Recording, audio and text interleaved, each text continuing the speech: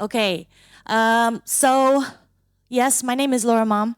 For those of you who don't know me, I started as an anthropologist who turned into a music pop star.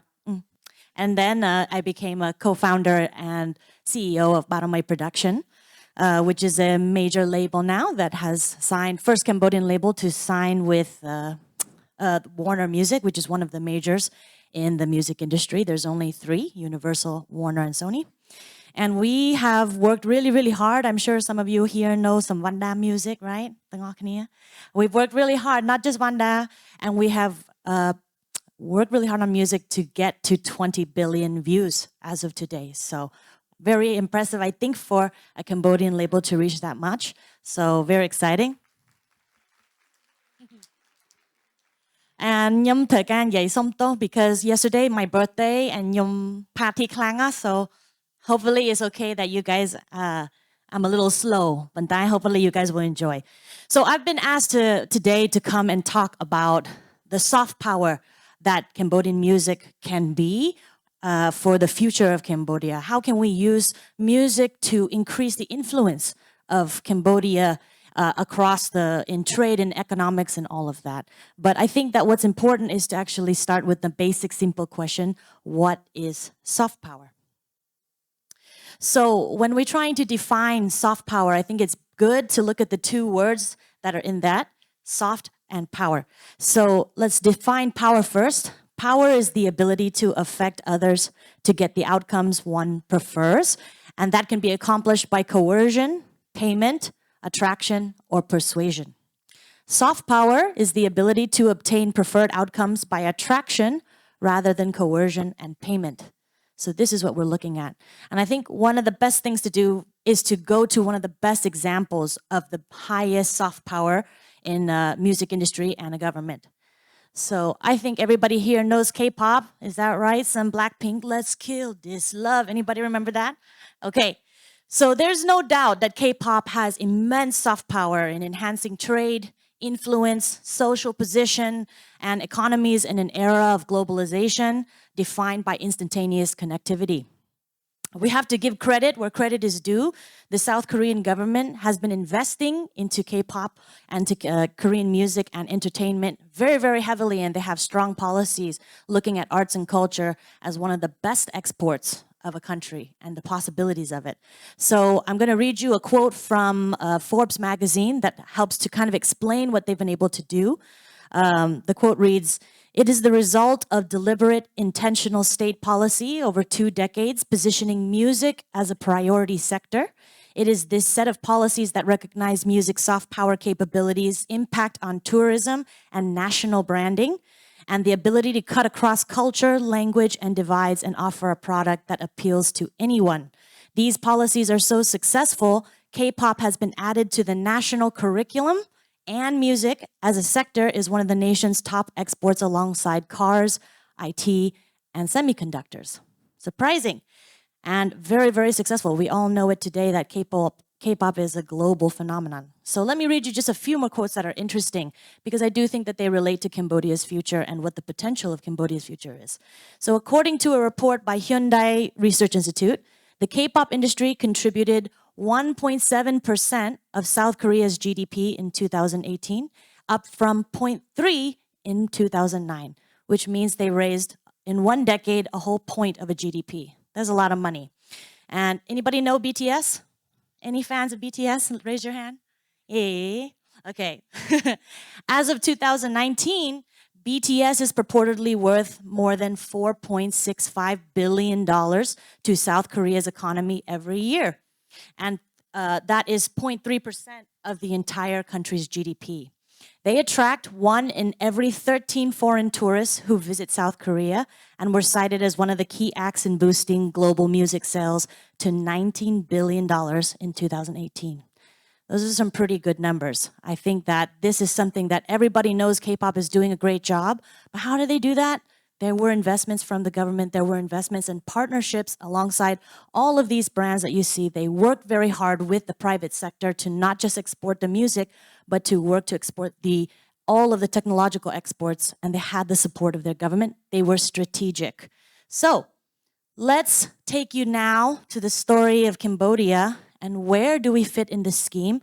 I think some years ago I gave a TED talk and talked about the potential. Some of you might have seen it. I said maybe we may have a golden age of music coming up. And I think that in the last 4 years with everything we've accomplished, I think we have accomplished maybe a golden age. So I'm gonna just take you really quickly to the story of Time to Rise. How many of you heard Time to Rise? Can you raise your hand? All right, let's go. So Time to Rise is a really amazing song where one of our artists, Vanda, collaborated with the great Lokru Kong Nai, and it was a collaboration calling upon all of the youth of Cambodia, all of the citizens of Cambodia to rise. This is our moment. This is our potential moment. And I think that the song itself served as a really powerful symbol to evolve Cambodia from a reconciliation state, a forgiveness state, a time to forgive the war and the past and other things, to move to an empowerment state, to say we have the power and we are a generation not to be underestimated. So I think most of you know the song, but I'm going to tell you the behind the scenes story of the song and what happened digitally. Because when I came here to do original music, it was Facebook and YouTube that liberated us from piracy music. Not that piracy music is totally bad, but it did liberate us and we used technology to do so. So now we have TikTok, and I'm sure everyone in here at least once has seen TikTok or used TikTok, is that right? Okay, so TikTok once again changes the game for Cambodia. So behind the scenes, when we do Time to Rise, we put out the music video. It's in the middle of COVID. All of you were in the lockdown and probably watching it on your phone, I bet. So what happened was Time to Rise broke out on TikTok. And I think because everyone was in their houses, they all watched it and they all went crazy and reshare on TikTok. The TikTok algorithm was so strong that it moved the Time to Rise content out of Cambodia into the Indonesian country first. And then people started to share it heavily because they really liked it. Then it moved into Vietnam and we'll track the data. People really liked it, started to share it. Then it moved into Thailand and people liked it and really started to share it. So as we're watching the comments coming in from Time to Rise, we can see all of the ASEAN nations starting to come in, some from France, and then people outside of the ASEAN countries. We saw from Korea, we saw from America, we saw from France. We saw that it was becoming a global song. So it was an exciting moment. And I want to say that the interesting thing about it is that when Indonesia came and started talking about Time to Rise, the comments were, I really like the Khmer language. It's so rhythmic. It sounds so full. What can Indonesian music learn from the rhythmic fullness of Khmer language? When we saw comments from Vietnam, the comments were, welcome to the table, Cambodia. You have not participated and we welcome you like a brother. Come to the music table. Be part of this ASEAN hip-hop movement. When we went to Thailand, we saw many comments saying, wow, so Khmer, they didn't say so Khmer, they said Cambodia is basically now expressing themselves and their culture in a way that is so true and authentic. How come we are not doing that? How come we are not allowed to do anything having to do with the previous royal culture and things like that? And they have their own geopolitical, I think, issues and things like that with lèse-majesté. But they had a very serious conversation about why is Cambodia so authentic?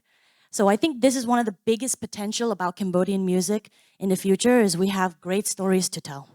So because of the TikTok explosion, suddenly Cambodian music for the first time ever is a global hit.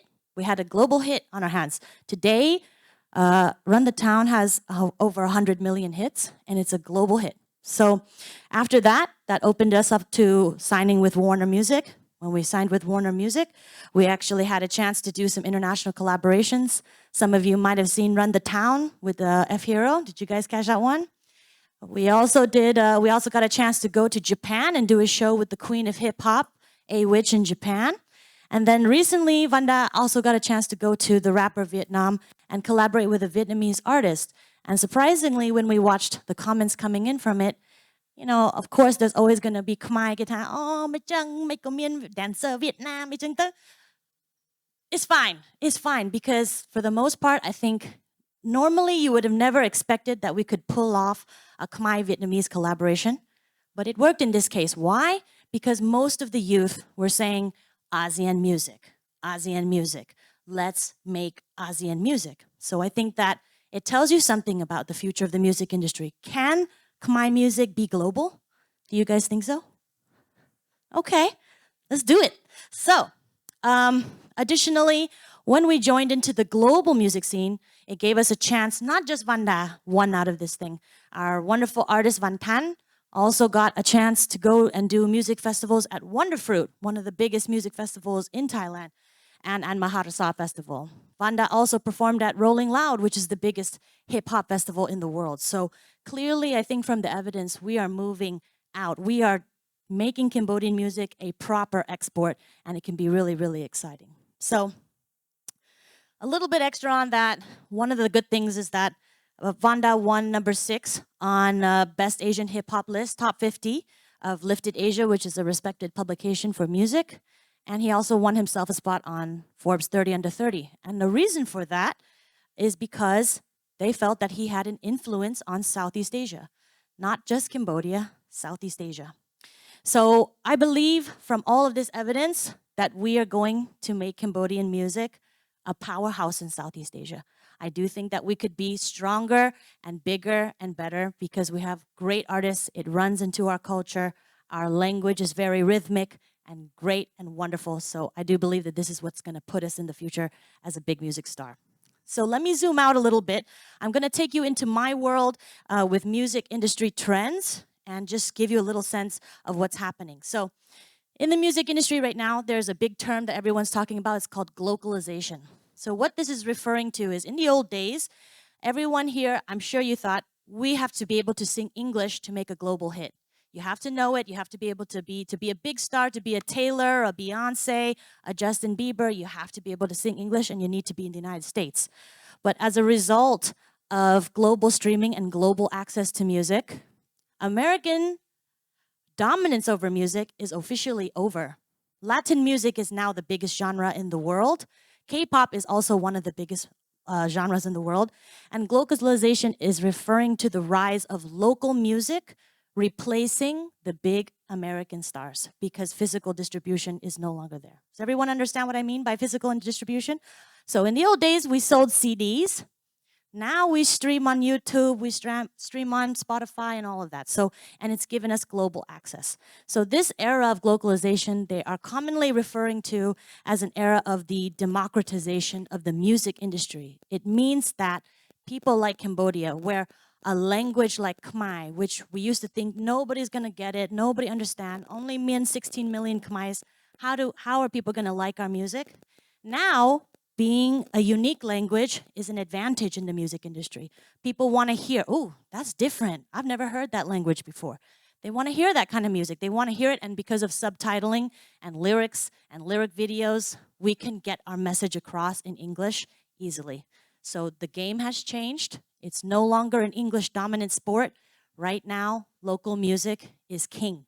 So it's a very, very exciting thing. And one thing I'll raise to you is there was an article in UCLA's Ethnomusicology Review. They highlighted the fact that there's this huge trend in music that is combining heritage and innovation. But you say that, what is that? That is papaine and new music, right? I think that Time to Rise is a perfect example of a global song that basically combines the heritage of Cambodia with innovative beats like drill beats that come from the UK, and it is working. So we're a living proof example that we're part of that globalization movement and we're going to kick butt. So let me move forward a little bit. I just wanted to highlight some more data points for you guys.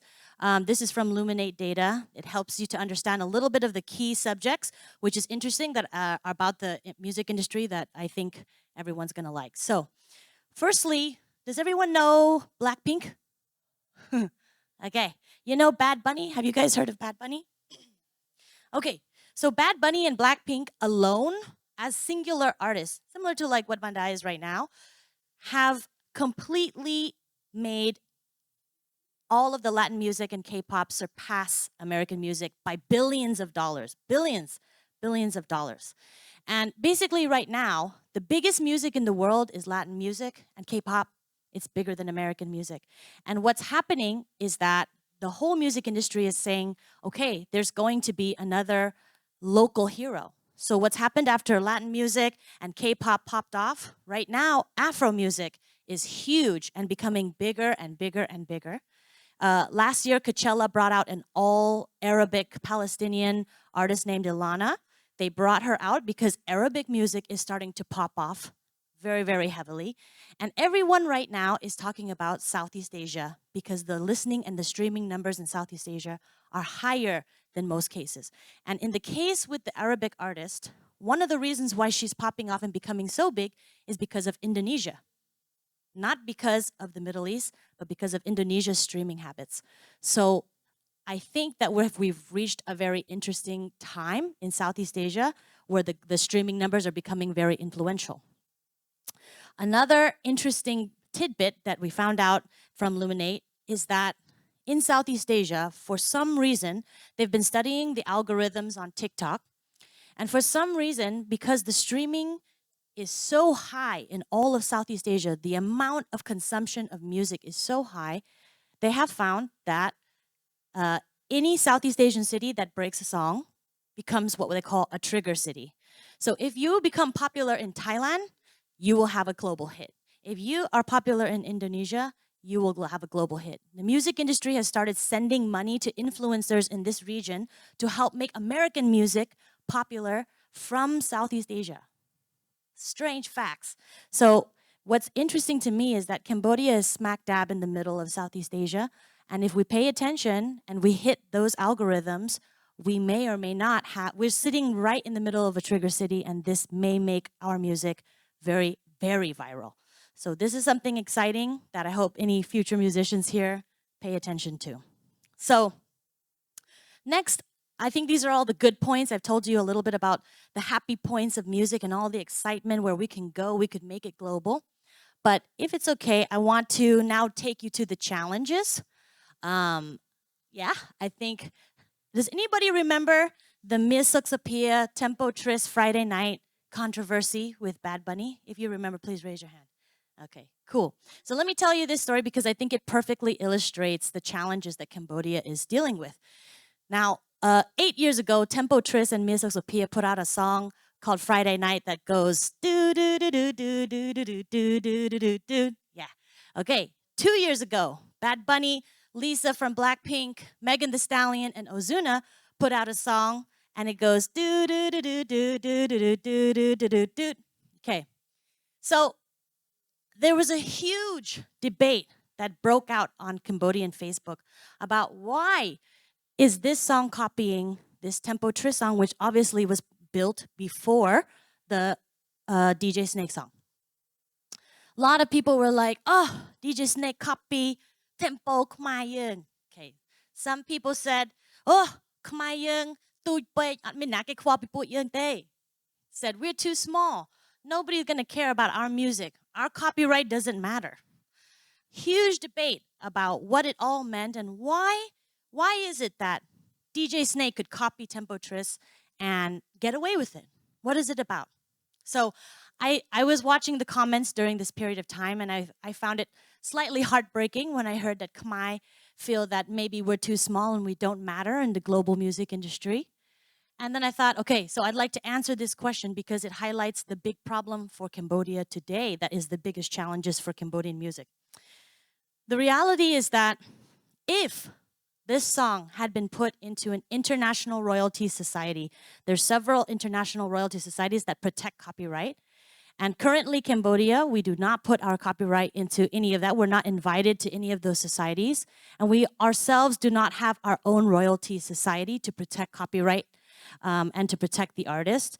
If we had put that song and registered it in the International Royalty Society, we would have been protected. And Tempo Tris and Mia Soxopia would be 220 million views richer, to be very honest. So I want to highlight, this is something that we have to fix. We have to fix our publishing infrastructure. We have to have a royalty society that protects Copyright, where Cambodian artists can say, this is my copyright, this belongs to me on a global scale. It is protected on a global scale, which is not hard to do. We just need to fix it. And I really want everyone to consider that this is actually a huge business opportunity lost. And it's something not to take lightly, because I'll highlight a different case to you. Anybody know Dua Lipa? Squad Dua Lipa? Okay. So Dua Lipa this year, last year she released a song called Levitating. And actually the song copied a very, very small unknown artist. That small unknown artist filed a lawsuit properly through those royalty societies and won $20 million from Dua Lipa. So this could have very much happened. The DJ Snake song had 220 million hits. If we had been properly registered, that would have been a $20 million lawsuit, which we would have won, for example. So this is something that I think is very important that we fix, and I'm working on it at Baramey. My team and I are working on hoping to fix some of these publishing issues that are there. So I want to tell you a few lessons that are relevant to Cambodia's future in a globalization kind of method. So one major lesson that I think is important is that we have to sort out our publishing infrastructure. We have to start protecting our copyright, because opportunities like this are happening, and Cambodian music is definitely as valuable as any other music around the world. So that's one thing that I hope we can do right away, not within 20 years. Two, it's time to stop underestimating Cambodian music. Before, it was an obscure language. Now that is our advantage. And because of globalization, physical borders have now been erased, and we only live in a world of digital borders. So if you are a popular enough artist, like Vanda is right now, you can go anywhere you want to go, and you can work with any artist. So the future is open. We can do whatever we want. This is the greatest moment in Cambodian history for musicians to be able to make things happen. And additionally, I want to say, on that point, I said once in my last TED Talk that I hope that this is the next golden era of Cambodian music. For your information, the fact that we have already done these international collaborations, we've done things with Thailand, we're doing stuff with Vietnam, we're doing stuff with Japan. Even our golden era artists like Sensei Samut, Rasarai Satia, they did not yet accomplish international collaborations. So right now, where we are in the Cambodian music industry is farther than Cambodia has ever gotten. So this is the most exciting time to be alive in music, and I hope you guys will continue to support it. So the third lesson is that I hope that the Cambodian government will consider investments into upskilling. One of the reasons why K-pop is so good is because they invest heavily into the skills of their artists. We need this. Right now, all the Cambodian artists are learning hack YouTube type kind of vibes, but it's fine. It's great. We're still doing great. But if we invest into upskilling into the Cambodian art scene, I believe it can become a serious export. Okay, so to close this up a little bit, to the question of how can the growth of the music industry serve as a strong soft power tool for Cambodia, I just have a few points that I want to point out to everybody. And those points are, Cambodian music can be the poster child of globalization and the democratization of global music industry, because our story is a story of resilience. 10 years ago when I got here, we didn't have original music. Right now we have a star that is going global. So that's very exciting, and the music industry is excited about that. Secondly, Cambodia's youth, all of you guys and your music listening habits are extremely powerful. They show to the world the open-mindedness of our young people. They show to the world our eager basically, I think that we're very eager kind of to get out there to the world. And I think that you guys are actually the true rebrand of Cambodia, because you show that I think all of your activity on the internet shows that the Cambodian people are in no short of supply of hope, entrepreneurship, and a desire to evolve music as an export. So I think that this is one of the greatest things that we should not underestimate, all of your internet habits. So finally, collaboration is a powerful music tool. We can harness this tool when we do international collaborations to actually help our tourism industry. We can bring music in, a famous artist. We can bring music out. We can collaborate in new kinds of ways.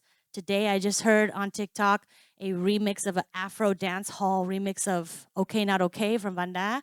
There's so many possibilities, and we just need to embrace that. And I think that we're really at a moment that is exciting for the music industry.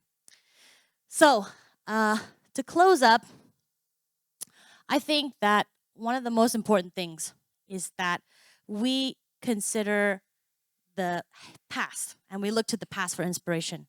So oftentimes we talk about Angkor and the Angkor era as one of the greatest periods in Cambodian history for arts, trade, culture, architecture, feats of engineering, and prosperity. It is the symbol that we always look back to say, okay, this was the best time for Cambodia, a peak of our empire.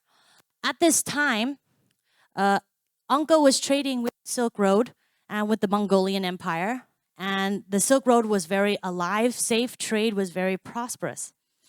And at this moment, there is an initiative, of course, called the China Belt Road Initiative. And irregardless of your geopolitical proclivities and your ideologies, we have to look at this moment as an economic moment for Cambodia.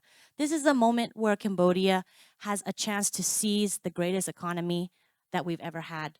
And I think that this is the moment that music can play as a very silky oil to help push Cambodian exports out and increase what we've been able to do from the perspective of our economies.